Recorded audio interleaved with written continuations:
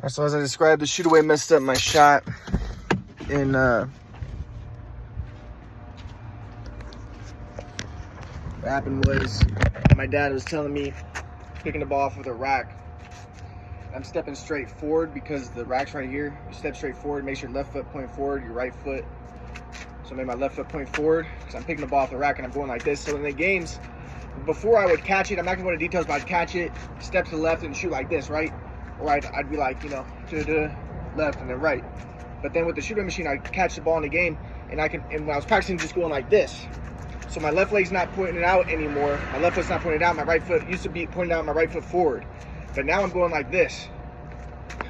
And then my dad's like, okay, shoot sideways, Ryan. So he tells me to pick up the ball off the rack and he's telling me to go like this. Spin into it. He's asking me to put my right foot to the side so I'll be sideways. But that's not how good shooters shoot. If you put your left foot out and your right foot pointing to the rim, it's like magic. You make it. But my dad was telling me to do the wrong thing. But anyways, so then my grandpa comes in. My dad's all upset with me. He's telling me, Ryan, you're shooting square, Ryan. Your shot looks terrible. And I didn't know what was wrong with my shot. So then but then I'm like, Dad. And my dad's like, oh, fuck it, I give up. I can't help you anymore. This is like 11th grade, 10th grade, 11th grade. I'm like, Dad, I need your help, man. He's like, I give up. I can't fucking help you. You suck now. So I'm like, Dad, I need your help. Because I didn't know what was wrong with my shot. He was the one who was telling me there was something wrong with my shot. He was the one who told me to shoot wrong in the first place. He's the one who got the shoot away. He's the one who's telling me, your shot looks terrible. I didn't even know that. And the reason why I was so good was because I was unconscious. If my dad would have never got the shoot away, my shot would have never got messed up.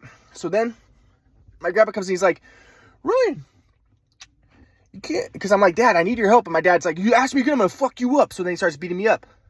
And then my grandpa comes in, Ryan, you can't get your way. You know, you can't make things happen. You can't get your way. You know, if you're in the flow, you understand everything is just fine. You don't try to make things happen. But the thing was, not everything was just fine. I was in the backyard picking the ball off of the rack, shooting wrong. My dad's mad at me. My mom came to my game. She's like, what's wrong with you? I'm not going to any more games anymore. You suck now. You're a shooter, Ryan. Get your head together. What the fuck? And my dad's like, Marla, stop it. He's playing fine. This is my freshman year. But then my mom stopped going to all my games. Things weren't just fine, but my grandpa didn't know that it was a shoot away. My grandpa just thought there was something wrong with me. And that's the big problem. So then my grandpa's like, Ryan, everything's just fine. So anyways, the long story short, you know, I'm like, but Dad, I need your help. And my mom's like, Ryan, everything's just fine. You can't get your way. You can't make things happen. So, as I said, then in college, you know, I was being abused. Then in college, my sophomore year, I discovered the quadrant model.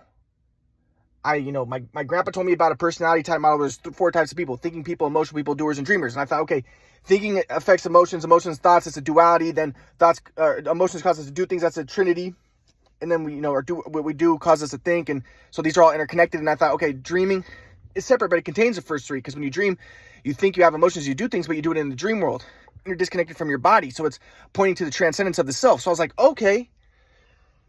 And I started looking in reality. I was like, that pattern, you see it everywhere. The 4 forces, strong force, weak force, that's a duality. Electromagnetism, that's the 3rd, the physical one. And then the 4th one, gravity, that doesn't fit with the other 3.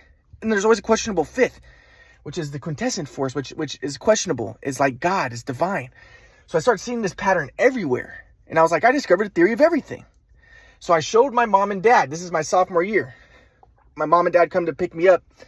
And as I said, that day, so they picked me up, and then I showed my dad. My dad was, and I said, Dad, I don't have a delusion. I discovered the theory of everything. I told him that before I even said anything about delusion. I said, Dad, this isn't a delusion. I know a lot of people who think that they discovered theory of everything have like delusions. But I said, and I even said, like, and I don't have schizophrenia. Like, I know a lot of people who think they discovered theory of everything and have schizophrenia. But I was like, I don't. And I was like, listen, I discovered theory of everything. And I showed him the pattern. I showed him how it goes everywhere. And my dad was like, I thought that my dad was smart, but it turns out my dad is an SJ guardian type, and he's not that much of a thinker, and I'm an NT, intuitive thinker. So I think a lot. My dad doesn't. So my dad didn't know that much. So my dad just looked at me. He was just like, you have schizophrenia. And I was like, no, I don't, Dad. I told you before I even showed you this that I don't. He was like, no, you have schizophrenia. This is a delusion. I told him beforehand. I said, this isn't a delusion. Even before I even showed him. He was like, this is a delusion. So then he shows so then I go to my mom. My mom's like, oh my God. And my dad was like, Marla, Ryan has schizophrenia. My mom's like, I knew it. Oh my my God, Ryan, you need to start taking medicine. And that's when I yelled at them. I said, get out of here. I don't have schizophrenia. So then they left. And so then, but I wanted my mom and dad's help. That's why I showed them in the first place. But as I said, in high school, what happened when my shot got messed up, my grandpa was like, well, everybody, this is normal. What Ryan really wants is independence. It's really normal that kids in high school fight with their dads because they want independence. And then, so my mom and dad are like, okay, yeah, make him independent. Get him out of our lives.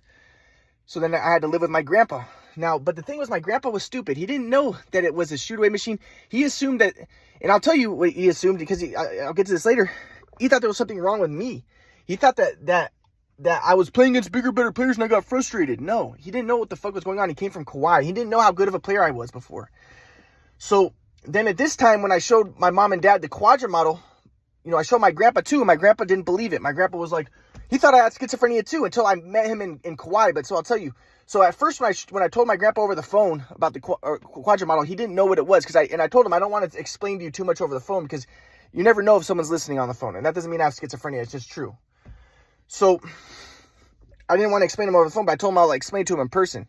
So I went to Kauai and I showed my grandpa the Quadra model. My grandpa was like, he told me, Ryan, you go in the backyard and start digging holes and start working on stuff in the backyard. So I start going in the backyard and I'm digging holes and I'm cutting trees and stuff. And later my grandpa told me that he thought that I had schizophrenia and he was making me work because according to him, if you work, it takes you outside of your body.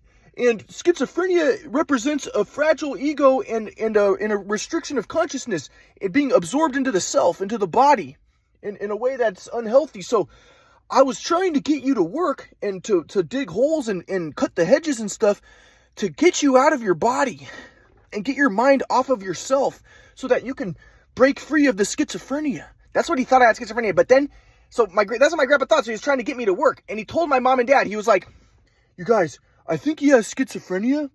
And I think that the way to cure him would be to get him to work. Because what he really wants is independence. Because my grandpa's an Ayn Rand fan. And that's why I always thought he was a white supremacist. He's into working. So he's like, what's going on is Ryan has developed a schizophrenia because he's stuck in himself and will not work. But if you get him to work, then it will take him outside of himself and you could break free of the schizophrenia. But then later, my grandpa would tell me, that's what he thought at first. At first, he thought I had schizophrenia. But then he started to talk to me and he started to interact with me and stuff. And he started to realize he would tell my mom later, my mom and dad, he was like, actually, Ryan doesn't have schizophrenia. But at first, my mom and dad were like, okay, get him to work. So that my mom and dad were trying to get me to work and stuff. And I was like, guys, I can't work right now. I'm working on the theory of everything, the Quadra model. And I would appreciate your support. My mom's like, you didn't discover a theory of everything. You have schizophrenia. You have schizophrenia. I was like, no, I don't. But then my grandpa ended up telling my mom and dad, he was like, hey guys, you know what? Because I started talking to my grandpa a lot more. My grandpa was like, oh, he doesn't have schizophrenia. He doesn't have any symptoms. He doesn't have delusions. He doesn't have any symptoms of schizophrenia. My grandpa said at first he thought that I was gonna get schizophrenia, that he thought I had it. But then he realized I didn't have schizophrenia. But he didn't believe the Quadra model still. But he was like, he didn't believe the Quadra model. And he said he thought that the reason why I developed the Quadra model was an excuse to stay dependent on my parents because I didn't want to work. But I was like, no, I discovered the Quadra model because I discovered the Quadra model. I discovered the theory of everything. So my grandpa overthought shit. And so, but anyway, so then, like I said, then I was studying with my grandpa. And my grandpa told my mom and dad, he was like, he doesn't have schizophrenia. My mom and dad didn't believe him. They said, my grandpa told me that my mom and dad said that they didn't believe him because they thought that he wasn't a real psychologist, even though he has a PhD in psychology. They said, you're not a real psychologist. You're a spiritual psychologist. You're not a real psychologist. But my grandpa's like, listen, I've been a psychologist for 20 something years, 30, 40 years. I know he does not have schizophrenia. But my mom and dad were like, no, they didn't believe him. But anyways, I was studying with my grandpa and I was studying the Bible with my grandpa. And again, I just thought my grandpa was a white supremacist because he's an Ayn Rand fan. He's a victim. He was just a victim blamer. He's like, take responsibility for everything. And he's telling me that there's no such thing as gay people because he's like, everything is energy. But now I understand what he's saying. Transcend the ego and stuff, transcend the self. But at first I was like, you choose everything. You choose to be gay? I was like, no, there's people who are born gay. And I think that I wanted to believe in Darwinism and that people are born gay and stuff. Because again, I was against victim blaming. And I wanted to see things as like innate. and I think I was so against victim blaming because I saw myself as Jewish.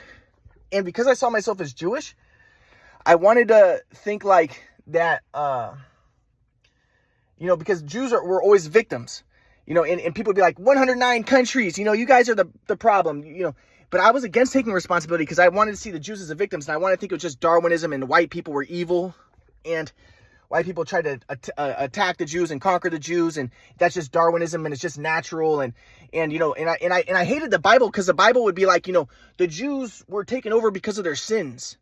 And that's the way my grandpa kind of saw it. He was like, you have to take responsibility. If you're not in the flow, you get conquered. If you're not in the flow, you get sick. And I was like, that's just victim blaming. My grandpa thought that cancer came from not being in the flow. And I was like, that's just victim blaming. No, cancer is genetic. Why are you blaming the victim? It's genetic and it's due to environment.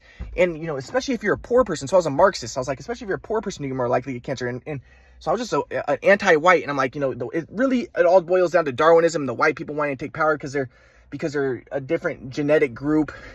And I wanted to believe in Diamond. It's not because they're smarter that they took power. It's because they lived on the east-west axis. So, they developed guns, germs, and steel, according to Jared Diamond, and agriculture. And, so I wanted to see everything as anti-white and Darwinism. And I didn't want to believe my grandpa's spiritual way of looking at things. I always saw the spiritual way as white supremacist. Because my grandpa's like, you take responsibility and there is no gay.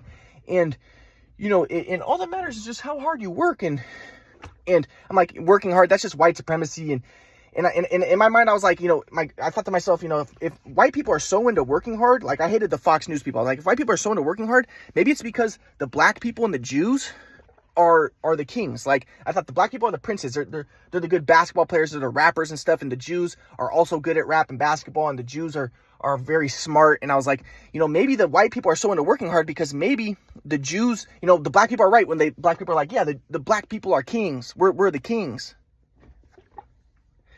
And I wanted to be like, yeah, the black people and the Jews are the kings, and maybe the reason why, we don't work as hard is because the white people are, they want to work hard because they're made to work hard, because they're made to be our servants.